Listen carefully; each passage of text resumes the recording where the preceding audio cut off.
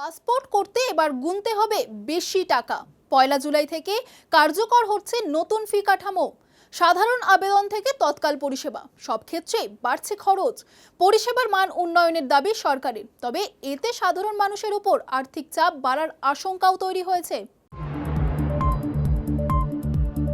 পয়লা জুলাই থেকে দেশে পাসপোর্ট করতে খরচ বাড়তে চলেছে। কেন্দ্রীয় সরকার পাসপোর্ট সংশোধনী নিয়ম 2026 অনুযায়ী নতুন ফি কাঠামো ঘোষণা করেছে।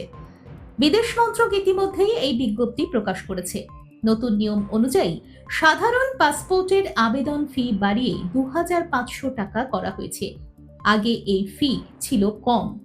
এছাড়া 60 পৃষ্ঠার নতুন বা পুনরায় ইস্যু করা পাসপোর্টের ক্ষেত্রেও বড় পরিবর্তন এসেছে। এই ধরনের পাসপোর্টের জন্য সাধারণ আবেদন ফি 2000 টাকা থেকে বাড়িয়ে 3500 টাকা করা হয়েছে।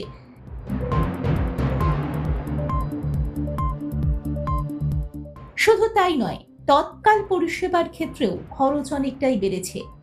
তৎকাল পরিষেবার জন্য এখন আবেদনকারীদের 5000 টাকা পর্যন্ত খরচ করতে হবে, আর 60 পৃষ্ঠার পাসপোর্টের তৎকাল চার্জ 4000 টাকা থেকে বাড়িয়ে 6000 টাকা করা হয়েছে।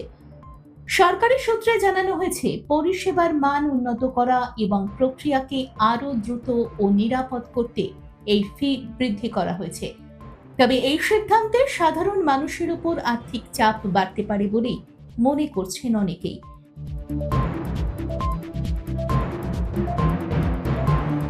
তবে যারা নতুন পাসপোর্ট করার পরিকল্পনা করছেন, তাদের পয়লা জুলাইয়ের আগে আবেদন করলে পুরনো ফিতেই কাজ সেরে নেওয়ার সুযোগ রয়েছে। কারণ নতুন হার কার্যকর হবে পয়লা জুলাই 2026 থেকে। সব মিলিয়ে বিদেশ যাত্রার পরিকল্পনা থাকলে এখনই পাসপোর্ট সংক্রান্ত কাজের দিকে নজর দেওয়ার পরামর্শ দিচ্ছেন সংশ্লিষ্টরা। নতুন নিয়ম চালু হলে খরচ বাড়বে, তাই সময় মতো আবেদন করাই বুদ্ধিমানের কাজ। দেখুন এই সময়ের তথ্য ও চিত্র প্রতিদিন রাত 9টায় ও সকাল 8টায় শুধুমাত্র চ্যানেল 1-এ।